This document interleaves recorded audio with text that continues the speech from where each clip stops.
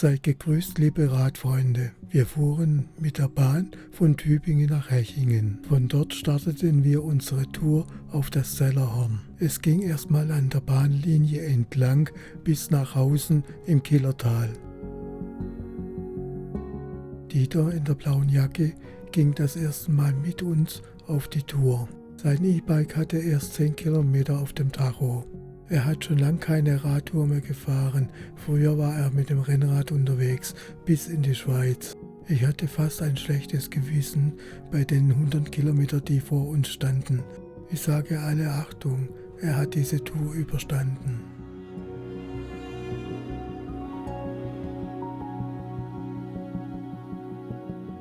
Bis nach Killer ging es an der Bundesstraße 32 entlang. In Hausen im Killertal mussten wir auf die B32 durch die Ortschaft fahren.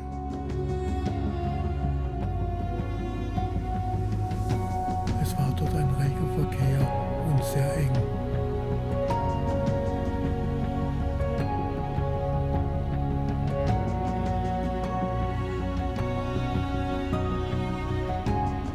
Im Quellgebiet der Starze liegt Hausen im Killertal.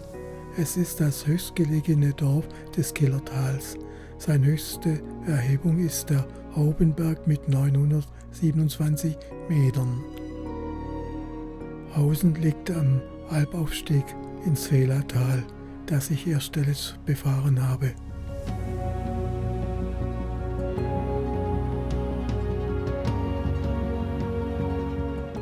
Hier ging es ab nach Unsmettingen.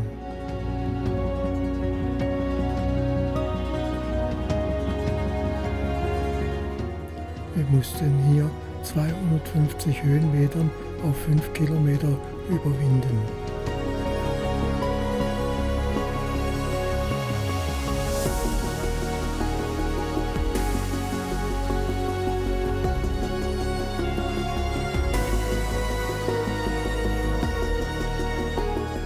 Die Steigung betrug im Schnitt 10%. Also es ging ordentlich zur Sache. Es sind ja immerhin 5 Kilometer.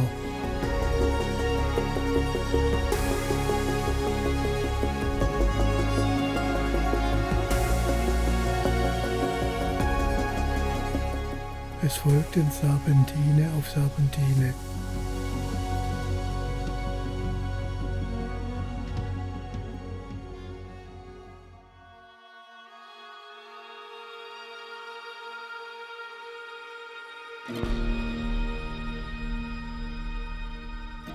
Wenn du gemeint hast, jetzt bist du bald oben, hast du dich getäuscht. In jede Ecke ging es immer weiter hinauf.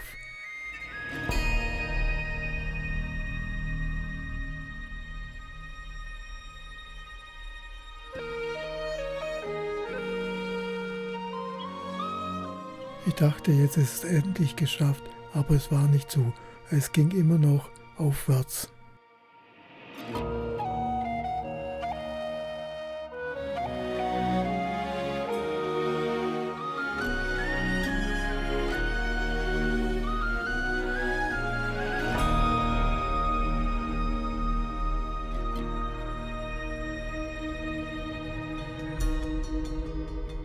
Endlich etwas abwärts nach Richtung Unsmettingen, aber wir mussten bald rechts ab zum Nägelehaus.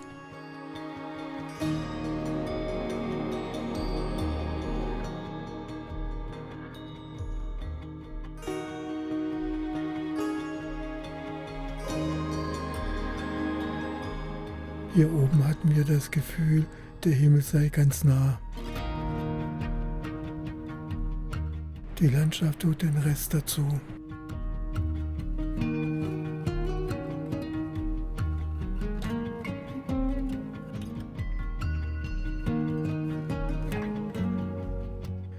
Endlich die Abzweigung zum Nägelehaus. Es ist nun meine 5. Fahrt zum Zellerhorn. Meiner Meinung nach ist diese Strecke die beste. Beim ersten Mal fuhr ich über die Wallfahrtskirche Mariazell.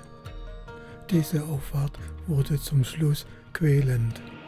Wir mussten unsere Bikes teilweise schieben. Damals suchten wir dann einen anderen Abfahrtsweg über die Zellerhornwiese. Auf diesem Weg mussten wir 5 querliegende Bäume überwinden, also sprich die E-Bikes drüber tragen. Heide sagte damals, nie wieder fahre ich mit euch auf das Zellerhorn, aber ich kann sie beruhigen, es gibt ja andere Wege. Heide ist gesundheitlich momentan sehr angeschlagen. Ich hoffe, dass sie bald wieder fit wird und wieder Touren fahren kann. Auch Grüße an Werner.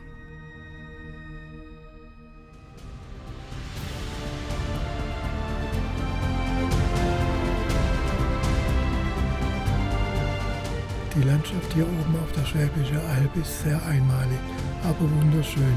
Ich komme immer gern wieder.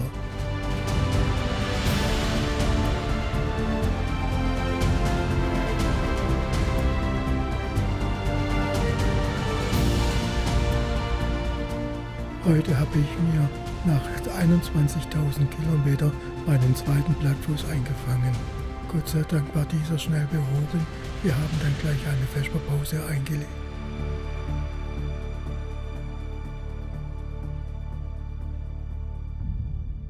Der Kiesweg war teilweise auch sehr stark ausgewaschen von den sehr vielen Regen, was in letzter Zeit stattgefunden hat. Ich hoffe, dass das Wetter auch bald besser wird.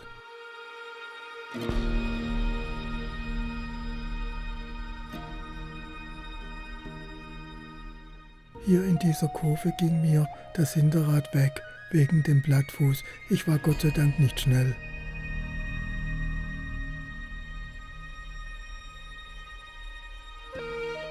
Wir sind jetzt auch bald beim Nägelehaus.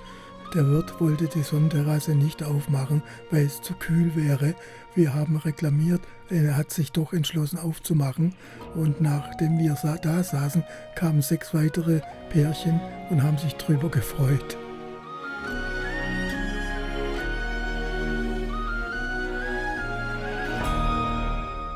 Endlich das Zellerhorn ist erreicht. Es ist ein der schönsten Blicke vom Albtrauf der Schwäbischen Alb. Hier diese Blickrichtung geht bis in den Schwarzwald. Wenn man dann rechts weiterschaut, sieht man nach Tübingen.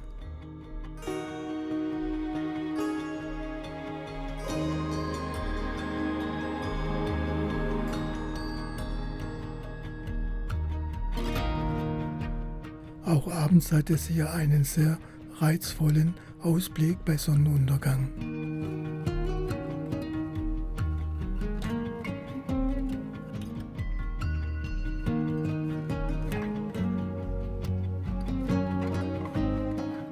Das Zellerhorn, benannt wurde es nach dem bereits im 15. Jahrhundert abgegangenen Siedlung Zell auf der Gemarkung des heutigen Echinger Stadtteils Boll, von der nur noch die unterhalb des Zellerhorns liegende Wallfahrtskirche Maria Zell auf der ehemaligen Burgstelle der Burg Zell fortbesteht.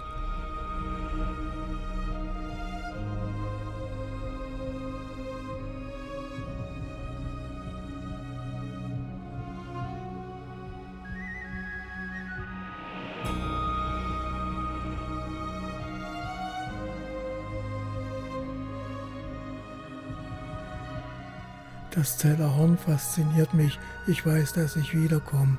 Tschüss, bis zum nächsten Mal.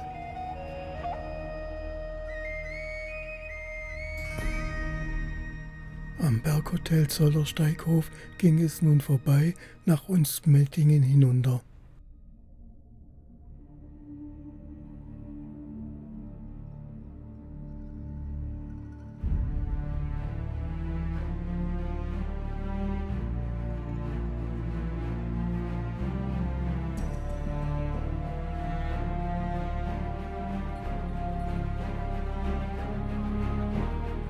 Durch Unstmettingen durch ging es nun auf die Landesstraße 360 Richtung Tannheim.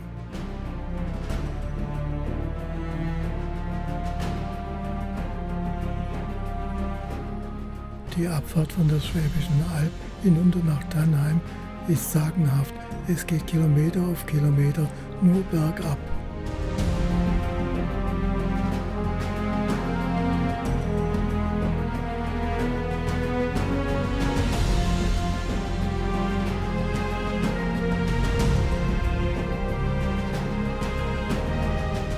Ich hatte eine Geschwindigkeit von ca. 60 Stundenkilometer, aber ich bremste ab.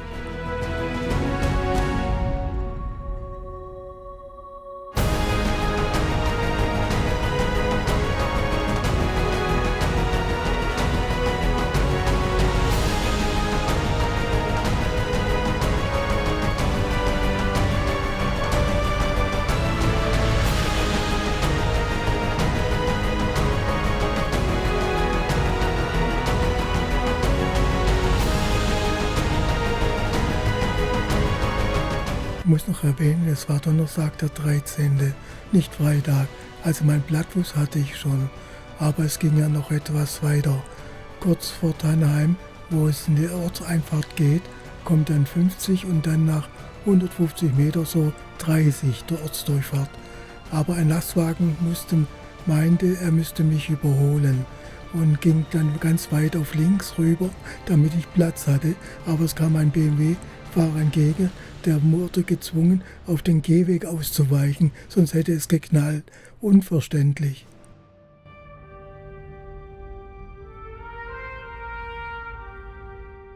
Hier der Blitzer und der überholende LKW mit dem entgegenkommenden BMW.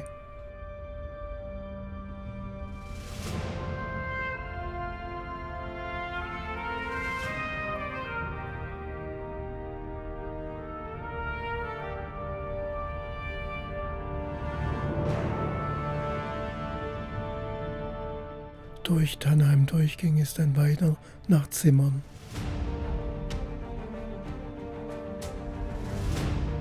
Auf dem Weg nach Zimmern hatten wir einen nochmals schönen Blick auf die Burg Hohenzollern.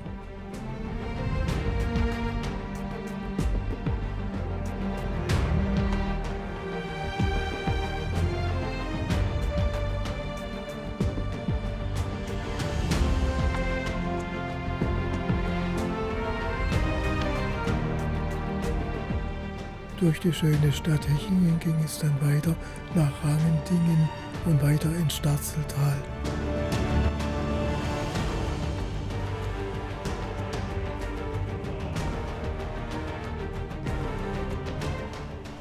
Hier die Einfahrt Stadtmitte, Marktplatz Rottenburg.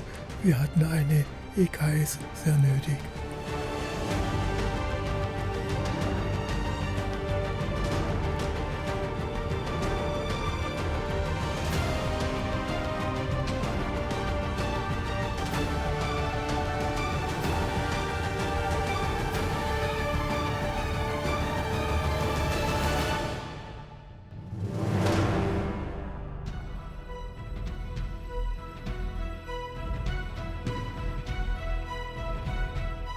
Hier im Primavera erfreuten wir uns über ein Weizenbier.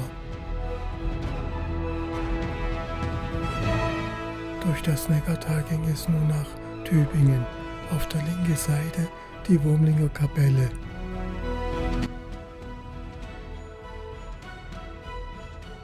Die Wurmlinger Kapelle, Wahrzeichen zwischen Neckar und Ammertal. Toller Aussichtspunkt an klaren Tagen. Von hier aus hat man einen weiten Rundblick zur südlich gelegenen Schwäbische Alb, Burg Hohenzollern, ins Neckartal, Ammertal und zum Schönbuch drauf im Norden. Hier in Tübingen sind wir am Ende der Tour. Wenn dir dies gefallen hat, darfst du wie immer gerne ein Like hinterlassen. Ich freue mich, das weißt du ja. Dankeschön, tschüss, bis zum nächsten Mal. Im Anhang noch eine Tourenübersicht.